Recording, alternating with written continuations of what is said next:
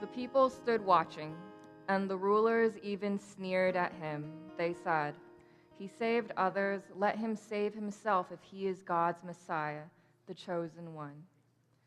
The soldiers also came up and mocked him. They offered him wine vinegar and said, "If you are the king of the Jews, save yourself." There was a written notice above him which read, "This is the King of the Jews." One of the criminals who hung there hurled insults at him. "Aren't you the Messiah? Save yourself and us." But the other criminal rebuked him. "Don't you fear God," he said, "since you are under the same sentence? We are punished justly, for we are getting what our deeds deserve. But this man has done nothing wrong." Then he said, "Jesus, remember me when you come into your kingdom." Jesus answered him, "Truly I tell you, today you will be with me in paradise."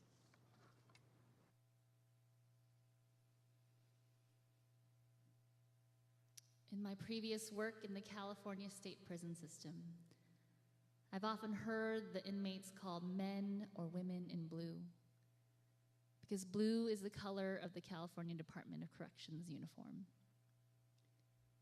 Rather than calling the inmates convicts or offenders or criminals, this term was always funny to me, noting that these men and women still retained their humanity in prison, and yet also were marked by their status, their fate of being held under the power of the state.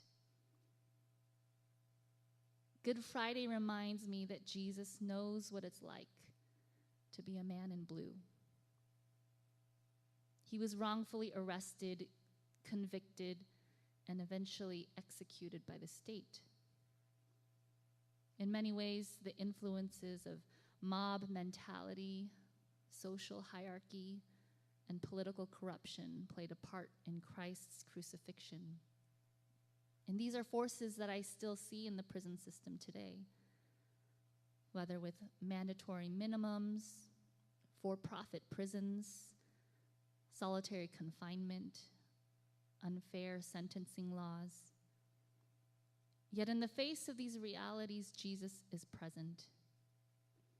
This second word, it offers Christ's hope and presence to a convicted criminal.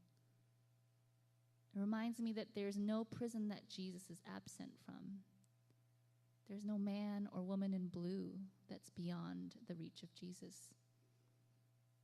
And so tonight, as we remember Christ's death at the hands of both religious institutions and the Roman state, I invite us to remember the men and women in blue in our communities. And in particular, I want us to remember those who are currently on death row. On the screen are some of their faces and names. 737 of them. And while Gavin Newsom recently signed an executive order issuing a reprieve to these 737, their future is still unclear. And tonight we remember these men and women. They might be considered the worst of the worst criminals, and yet we remember also that they are still human beings who, despite the wrongs they have committed, somehow have the image of God imprinted on them, no matter how marred it might be. And we remember, just like this man that Jesus spoke to while hanging on a cross, that even those we may deem the worst criminals, they still have a chance for redemption, a chance to know the embrace of Jesus, to recognize their Maker, and be allowed to come home. Let's take a moment of silence to remember these 737. You can look at their faces on their screen. You can imagine them in their minds. Take a minute to lift them up, lift up their loved ones, and pray that they too would be able to be together with Jesus in paradise. Let's take a moment of silence.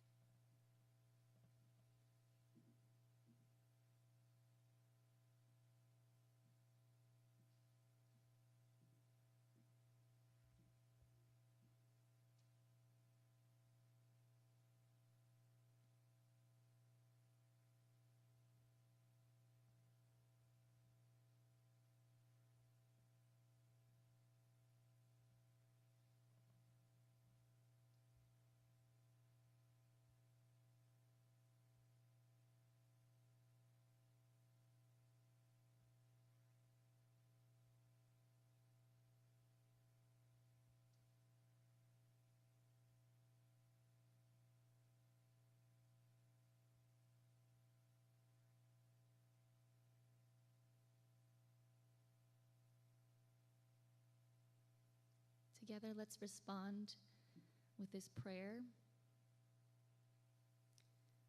God of compassion, you let the rain fall on the just and the unjust.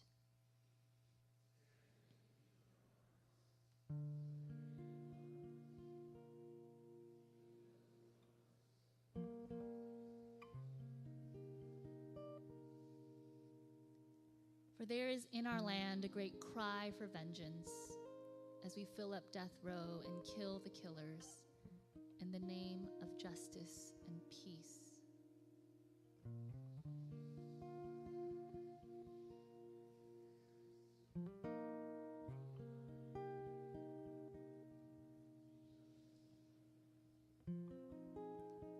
Help us to reach out to both perpetrators and victims of violence, so that our enduring love may help them heal.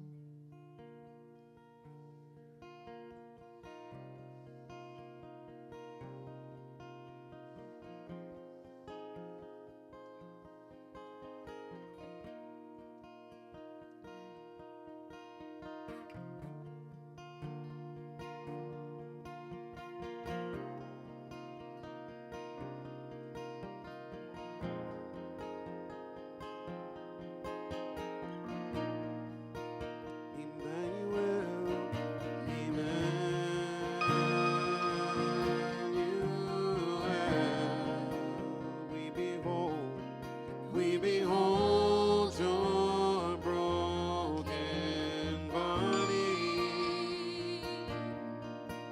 Emmanuel.